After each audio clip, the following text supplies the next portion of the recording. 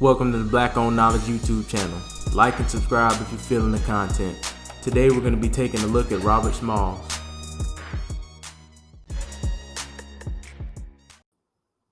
Robert Smalls was born in Beaufort, South Carolina, April 5th, 1839, to 43-year-old Lydia.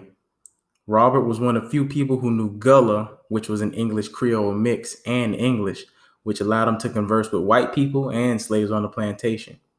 He was hired off the plantation at the age of 12, first working in a hotel, then as a lamplighter throughout the city, and eventually finding his way to the Charleston docks. It was here that his hard-working capability shone itself and eventually led him to being taught how to sail a vessel. The Confederate South employed his slave labor under the order of a white captain to pilot the CSS Planter, which was a Confederate warship used for sending messages and moving strategic supplies.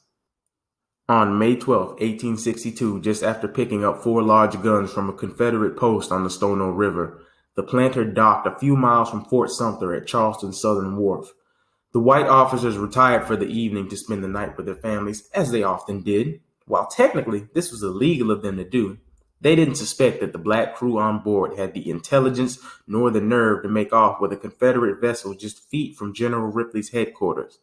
Smalls got the idea to wear one of the white officers' straw-brimmed hats to help disguise himself as they escaped with the Planter. And because of the way the vessel was built, he could also stand behind the smokestack and disguise himself while in the wheelhouse.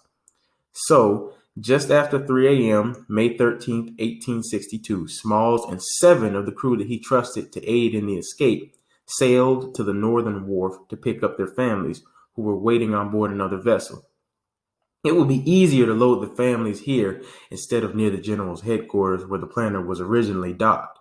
Smalls copied the normal captain's mannerisms and provided all the proper hand signals as he passed guards at checkpoints while sailing the Planter. While passing Fort Sumter, Smalls was sure they would be fired upon until the guards finally signaled back with an all clear. After the Planter was out of gun range, the Confederates finally became wise to what was happening. But now it was too late. The Planter approached the USS Onward, which was about to fire, until they spotted a white bedsheet signaling surrender. The crew of the Onward could not believe their eyes. A crew of blacks had escaped with a military vessel from one of the sturdiest forts in the world. Robert Smalls was now somewhat of a hero in the North. He was a major factor in convincing the Union Army to allow blacks to serve. Smalls would end up navigating the Planter and other Union vessels due to his invaluable knowledge. Further proving his heroic nature, he once had to take control of the Planter when the white Union officer cowered while under heavy fire. Afterwards, he became a businessman and a politician. Now, mind you, he had to work tirelessly to increase his literacy, being that he was a former slave. He eventually became a congressman and a major general in the South Carolina Militia's 2nd Division. In 1915, at the age of 75, Robert Smalls died. He is currently a man of many honors, but the one that sticks out to me is having the Logistical Support Vessel, or LSV-8, in the United States Army watercraft fleet named after him.